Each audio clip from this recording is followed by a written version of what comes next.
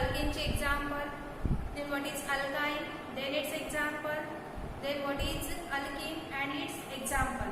जे alkane, alkyne, alkynes हे तीन टॉपिक बघून झाल्यानंतर नेक्स्ट आपण त्याचे molecular formula, then line formula, structural formula, condense formula, and now we will see that isomerism phenomenon. Okay, what is isomerism? So isomerism, it is nothing but, now look at here, the phenomenon or the molecules which having same molecular formula, म्हणजे कुठलेही molecules असतील, the molecules which having same molecular formula but different structural formula. पण त्याचा structural formula कसा राहणार, different राहील. Okay, the molecule which having same molecular formula but different structural formula, they are called as isomers of each other. त्यांना म्हटलेलं आहे isomers of each other. And the phenomenon is known as isomerism. आणि त्या phenomenonला म्हटलेलं आहे isomerism phenomenon. बघा, for example आपल्याला माहिती आहे अल्केनचे किती कंपाऊंड्स आपल्याला माहिती आहे, नियर अबाउट 12 पर्यंत आपण स्टडीड केलेले आहे. कोणते कोणते अल्केनचे members, methane, ethane, propane, butane, pentane, hexane, heptane, then octane, nonane, decane, undecane and dodecane. So here from carbon atom number 4 म्हणजे ब्यूटेन पासून आयसोमेरिझम फेनॉमेनॉन अल्केन मध्ये शो होईल. बिकॉज कार्बन आयटम नंबर 1 असेल तर तो एकाच टाइप मध्ये आपण लिहू शकतो, 2 असतील तर जास्तीत जास्त त्याला 1 टाइप मध्ये, 3 कार्बन आयटम प्रेझेंट असेल त्याला पण स्ट्रेट चेन मध्येच लिहू शकतो आपण.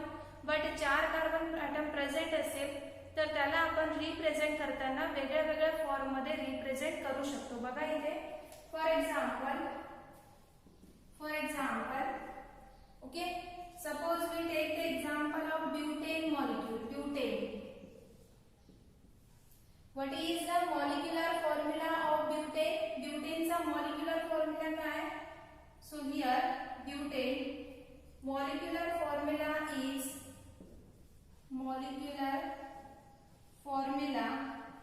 काय आहे butane चा molecular formula? First example it is of butane. Butane चा molecular formula, yes, it is C4, CnH2n plus 2. So C4H2n म्हणजे 2 into 4 becomes 8 plus 2 becomes 10. So C4H10, it is the molecular formula of butane. Now its representation, म्हणजे आयसोमर्स कोणते तयार होतील, 4 carbon item आहे. पहिल्यांदा आपण लिहू शकतो याला 1 2 3 4 कार्बन ॲटम. प्रत्येक वेळेस आपण बॅलन्सिंग सॅटिस्फाय करणार आहे त्याची. So here single single single bond. Okay, कार्बनने एक बॉन्ड फॉर्म केला, उरलेले 3 बॉन्ड तो हायड्रोजन सोबत करेल म्हणून CH3. या कार्बनने एक आणि 2 बॉन्ड फॉर्म केलेले, उरलेले 2 बॉन्ड तो हायड्रोजन सोबत करेल CH2. This carbon atom form 1 and 2, again remaining 2 bonds with hydrogen CH2. या कार्बनने एकच बॉन्ड फॉर्म केला, उरलेले 3 बॉन्ड तो हायड्रोजन सोबत करेल. हे झालं straight chain representation of butane molecule.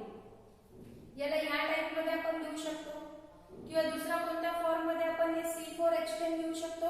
बघा आता, when we write C4H10, so at that time, so this is first, second आपण लिहू शकतो carbon carbon carbon, 3 carbon atom straight chain मध्ये घेतले आणि एक आपण ब्रांच केली. Okay, like this part. परत कार्बन कार्बन कार्बन, इथे पण कार्बन. आपल्याला C4H10 मेंटेन करायचं, मॉलिक्युलर फॉर्म्युला त्याचा सेम भरला पाहिजे. मग कार्बनने एकच बॉन्ड फॉर्म केला, उरलेले 3 बॉन्ड तो हायड्रोजन सोबत करेल CH3. This carbon atom form 1, 2 and 3. So remaining 1 bond with hydrogen CH. This carbon atom form only 1 bond. उरलेले 3 बॉन्ड तो कोणासोबत करेल, हायड्रोजन सोबत. या कार्बनने पण एकच बॉन्ड फॉर्म केला, उरलेले 3 बॉन्ड तो कोणासोबत करेल, हायड्रोजन सोबत. So here CH3 CH CH3 CH3. आता हे दोन्ही स्ट्रक्चर कंपेअर करा आणि याच्यामध्ये कार्बन ॲटम आणि hydrogen item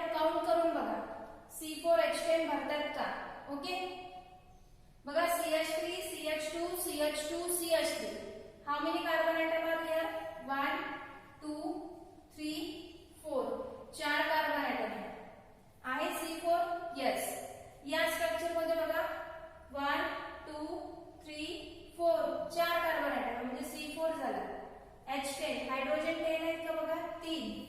3 plus 2 becomes 5. 5 plus 2 becomes 7. And 7 plus 3 becomes 10. म्हणजे H10 आहे. याचं पहा C3. CH3 आहे म्हणजे 3 hydrogen here. 3 plus 3 6. 6 plus 3 9. And 9 plus 1 10. So again C4H10 दोघांचा मॉलिक्युलर फॉर्म्युला सेम आहे पण स्ट्रक्चरल फॉर्म्युला कसा आहे डिफरंट आहे.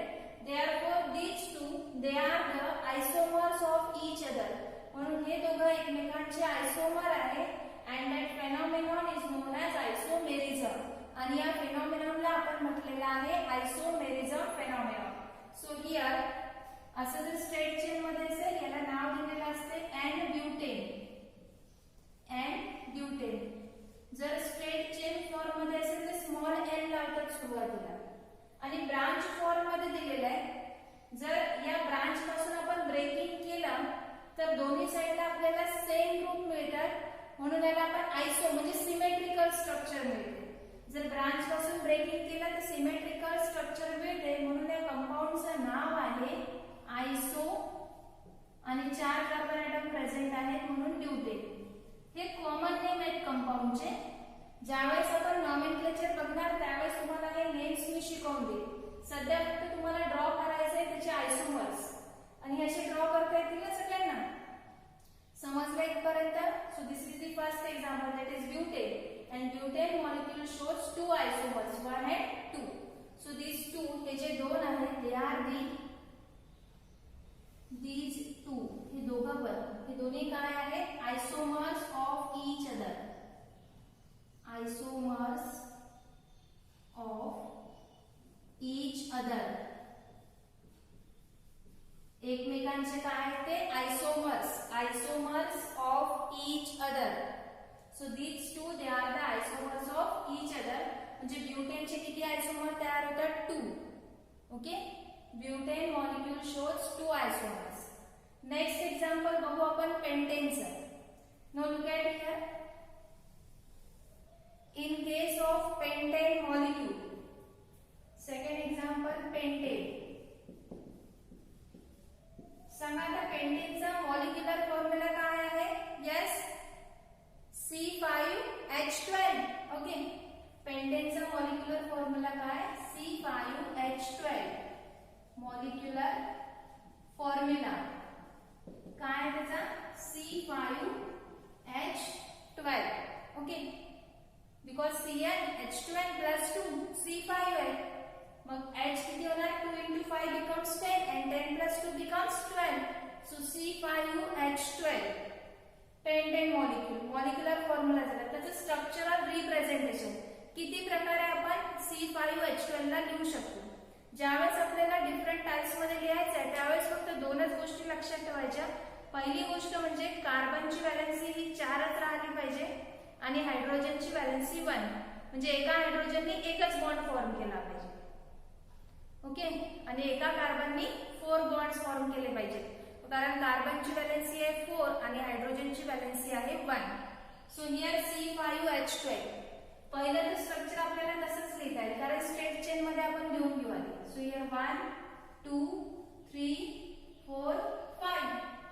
ओके. इथे सिंगल बॉन्ड घेऊन त्याचे single bond here single. Okay. Now C5H12 आहे. कार्बनने एकच बॉन्ड फॉर्म केला. उरलेले 3 बॉन्ड तो कोणासोबत करेल हायड्रोजन सोबत. This carbon atom form 1 and 2. Remaining 2 bonds with hydrogen. So here CH2. This carbon atom also form 1 and 2. So remaining 2 bonds with hydrogen. So here again CH2. This carbon 1 2. So remaining 2 with hydrogen. This carbon atom form only 1 bond. So remaining 3 with hydrogen.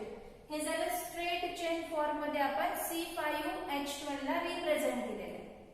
Straight chain form मध्ये म्हणून याचे नाव झालेलं आहे N pentane. Common name आहे आणि name जे आहेत ते तुम्हाला नॉमेनक्लेचर शिकवताना मी शिकवणार आहे. फक्त तुम्हाला हे रिप्रेझेंट करून दाखवायचं मला. ठीक आहे. So this is first. Second कोणत्या प्रकारे लिहू शकतो आपण C5H12 ला. बघा असं पण लिहू शकतो 1 2 3 4 and here 5. इथे बॉन्डिंग दाखवून द्यायची 1 2 3 and this one is 4. Okay, समजते? म्हणजे या टाइप मध्ये 1 2 3 4 and 5 पाच कार्बन ॲटम लिहिले आपण. बाकी व्हॅलेन्सी सॅटिस्फाय करायचे ते तर सिंपल आहे. जमते तुम्हाला. बघा, कार्बनने एकच बॉन्ड फॉर्म केला, उरलेले 3 बॉन्ड कोणासोबत असेल? हायड्रोजन सोबत, म्हणून CH3. या कार्बनने 1 2 3 3 बॉन्ड फॉर्म केला, मग remaining bond with hydrogen. This carbon atom form 1 2, उरलेले 2 बॉन्ड हायड्रोजन सोबत. This carbon atom form only one bond, so remaining 3 with hydrogen.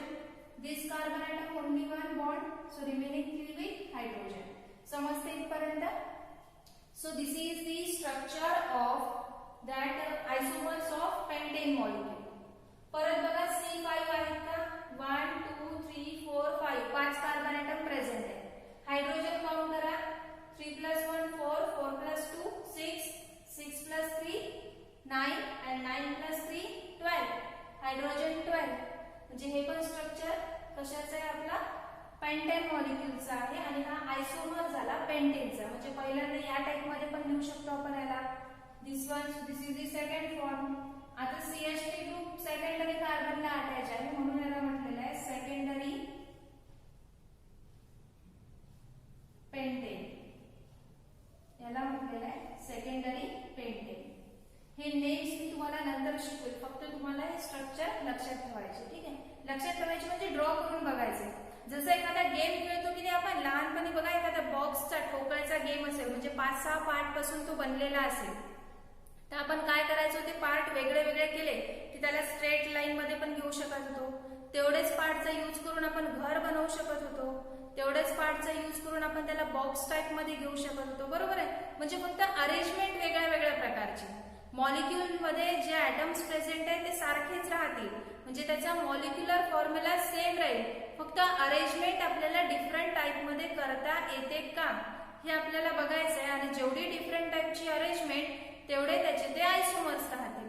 Okay, बघा सेकंड. तिसरा अजून कोणत्या टाइप मध्ये आपण अरेंज करू शकतो? C5H12 ला बघा 1 2 3, एक खाली ब्रांच द्यायची 4 and 5.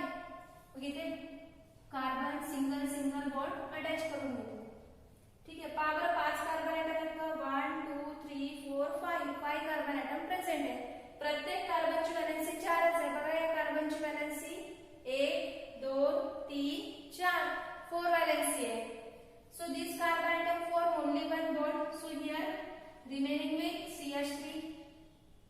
इथे हायड्रोजन सोबत, इथे पण हायड्रोजन आणि इथे पण हायड्रोजन. या कार्बनचे ऑलरेडी 4 फुलफिल आहे, त्याच्यामुळे हायड्रोजनची गरज नाही. डायरेक्टली 4 बॉन्ड त्यांनी फॉर्म केलेले आहेत. बाकी प्रत्येक कार्बननी एकच बॉन्ड फॉर्म केला होता, म्हणून 3 हायड्रोजन प्रत्येक कार्बनला आपण अटॅच केले. So this is the third isomer of n pentane molecule. म्हणजे पेंटेनचा first isomer, this is second isomer, this is the third isomer of pentane. आणि याला नाव दिलेलं आहे निओपेंटेन. कॉमन नेम आहे निओपेंटेन. ओके, याला म्हटलेलं आहे निओपेंटेन. ओके, समजते इथपर्यंत? तर हे झाले 3 isomers of n pentane molecule. 3 isomers of pentane. समजलं का? आयसोमेरिझम फेनॉमेनॉन काही प्रॉब्लेम आहे का याच्यामध्ये? बघा, जसं आपण ब्युटेनचा काढला, सिमिलर वे मध्ये पेंटेनचं याच टाइप मध्ये आपण हेक्सेनचं सुद्धा ड्रॉ करू शकतो ना. हेक्सेनचा फॉर्म्युला आहे C6H14. मग परत त्याला ड्रॉ करून बघायचं की आपण कोणत्या कोणत्या टाइप मध्ये आयसोमर्स त्याचे लिहू शकतो. बघा, हे असे सिमिलर जे स्ट्रक्चर्स आहेत हेच स्ट्रक्चर तुम्हाला टेक्स्टबुक मध्ये सुद्धा दिलेले आहेत. आणि ज्यावेळेस टेक्स्टबुक मध्ये दिलेले असतील तेव्हा तुम्हाला फक्त लर्न करायचंय की व्हॉट इज आयसोमेरिझम. आयसोमेरिझम म्हणजे काय? आयसोमेरिझमचं मिनिंग काय होते? काय आहे आयसोमेरिझमचं meaning? The molecule which having same molecular formula but different structural formula are called as isomers of each other, and the phenomenon is known as isomerism. Okay, मग त्याच्यामध्ये example दिलेलं आहे ब्युटेन. First example butane. ब्युटेनचा molecular formula दाखवलेला आहे H10. So 2 structure are there. एक structure आहे n butane, दुसरा आहे आयसोब्युटेन. हे दोन्ही झाले त्याचे आयसोमर्स ऑफ ब्युटेन मॉलिक्यूल, ब्युटेनचे आयसोमर्स. सेकंड एक्झाम्पल दिलेलं आहे पेंटेनचं. पेंटेनचं molecular formula C5H12. Then its isomers आपण 3 टाइप मध्ये त्याला लिहू शकतो. दिस इज फर्स्ट, सेकंड आणि थर्ड. याच्या व्यतिरिक्त अजून कोणती अरेंजमेंट आहे का आपण लिहू शकतो का त्याला कुठल्या टाइप मध्ये बघा बरं. फक्त प्रत्येक वेळेस लक्षात ठेवा कार्बनची व्हॅलेन्सी 4 आणि हायड्रोजनची 1 अशा टाइप मध्ये आपल्याला अरेंज करायचं. आणि प्रत्येक वेळेस अरेंज करताना मॉलिक्युलर फॉर्म्युला जो दिलेला आहे C5H12 तो चेंज होणार नाही हे सुद्धा लक्षात ठेवायचं. समजलं का इथपर्यंत? काही प्रॉब्लेम आहे कुणाला? येस, समजलं इथपर्यंत? ओके, बोर्डवरचं लिहून घ्या. काही प्रॉब्लेम असेल तर विचारा. बोर्डवरचं लिहिताना एखाद्या वेळेस तुम्ही स्क्रीनशॉट सुद्धा काढून ठेवू शकता. स्क्रीनशॉट काढल्यावर त्याला इलॅबोरेट करून म्हणजे मोठा करून झूम करून तुम्ही लिहू शकता. ओके, इथपर्यंत समजलं सगळ्यांना? ठीक आहे. तुम्हाला होमवर्क आहे की draw the isomers of hexane, heptane, octane म्हणजे up to carbon atom number 12 पर्यंत तुम्हाला फक्त आयसोमर्स ड्रॉ करायचे. नेम लिहिता आला नाही तरी चालेल, हे नावं तुम्ही नाही लिहिले तरी चालतील. फक्त असे स्ट्रक्चर काढून ठेवा की तुम्हाला काढता येतात का स्ट्रक्चर. ओके, समजलं इथपर्यंत? काही प्रॉब्लेम आहे? Yes, okay. नेक्स्ट लेक्चर मध्ये आपण बघूया types of carbon atoms. Carbon ॲटमचे टाइप्स कसे असतात म्हणजे प्रायमरी कार्बन ॲटम कशाला म्हणायचं, सेकंडरी और what ever it may be, ते आपण नेक्स्ट लेक्चर मध्ये पाहू.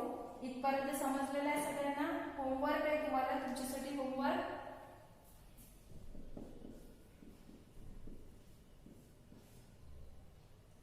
ड्रॉ. हे झाले पॉसिबल आयसोमर्स म्हणजे किती पॉसिबल आयसोमर्स होतात आपण आपल्या मनाने याला ड्रॉ करून बघू शकतो. फक्त प्रत्येक वेळेस चेक करत जायचं. Okay, draw possible आयसोमर्स of